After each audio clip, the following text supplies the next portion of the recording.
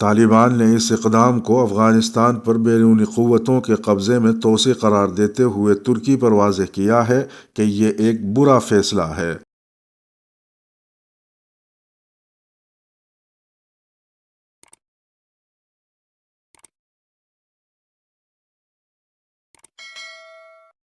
سلامتی ہو آپ پر جہاں بھی آپ ہوں۔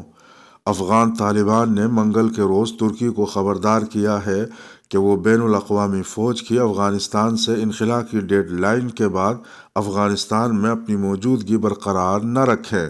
طالبان نے ترکی کے اس فیصلے کو قابل مذمت قرار دیتے ہوئے کہا ہے کہ ایسا کرنے کی صورت میں نتائج ہوں گے جس کی ذمہ داری ترکی پر ہوگی۔ یاد رہے کہ چند روز قبل ترکی نے اعلان کیا تھا کہ افغانستان سے امریکہ اور بین الاقوامی افواج کے انخلا کے بعد ترکی کے فوجی کابل کے بین الاقوامی ہوائی اڈے کی سیکیورٹی پر مامور رہیں گے۔ طالبان نے اس اقدام کو افغانستان پر بیرونی قوتوں کے قبضے میں توسیع قرار دیتے ہوئے ترکی پر واضح کیا ہے کہ یہ ایک برا فیصلہ ہے۔ افغان طالبان کی جانب سے منگل کو جاری کردہ ایک بیان میں کہا گیا ہے کہ دوحہ معاہدے میں اس بات پر اتفاق رائے ہوا تھا کہ تمام غیر ملکی قوتیں اگست 2021 کی ڈیڈ لائن تک افغانستان سے انخلا مکمل کر لیں گی۔ اقوام متحدہ اور عالمی برادری کے ساتھ ساتھ تمام متعلقہ ممالک بشمول ترکی، جس کے وزیر خارجہ اس معاہدے پر دستخط کے وقت وہاں موجود تھے، انہوں نے اس فیصلے کی تائید کی تھی۔ طالبان کے مطابق مگر اب چونکہ ترکی کی قیادت نے امریکہ کے کہنے پر افغانستان میں اپنی موجودگی برقرار رکھنے اور افغانستان پر قبضہ جاری رکھنے کا اعلان کیا ہے، ہم کسی بھی ملک کے ذریعے اپنے وطن میں غیر ملکی افواج کے قیام کو قبضہ مانتے ہیں اور ایسے حملہ آوروں کے ساتھ انخلا کی ڈیڈ لائن کے بعد سن 2021 میں جاری ہونے والے 1500 ممتاز علماء کے فتوے کی بنیاد پر کارروائی کی جائے گی۔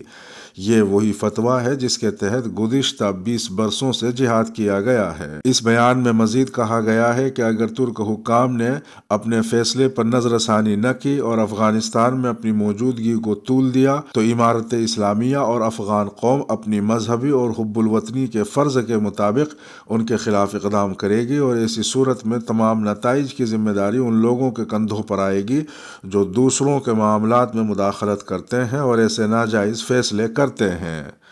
ترکی کی جانب سے فی الحال اب تک کوئی جواب سامنے نہیں آیا ہے۔ وہیں ایک دوسری خبر میں طالبان کے ترجمان سہیل شاہین نے کہا ہے کہ افغانستان میں قیام امن کے لیے برادر اسلامی ملک پاکستان کے مشوروں کا خیر مقدم کریں گے، تاہم ڈکٹیشن نہیں لیں گے۔ عرب نیوز کے مطابق ایک انٹرویو میں طالبان کے ترجمان سہیل شاہین نے کہا ہے کہ کسی سے بھی ڈکٹیشن لینا ہمارے قوانین یا روایات میں شامل نہیں۔ ہم افغانستان میں قیام امن کے لیے پاکستان کے مشوروں کو خوش آمدید کہیں گے لیکن ڈکٹیشن نہیں لیں گے۔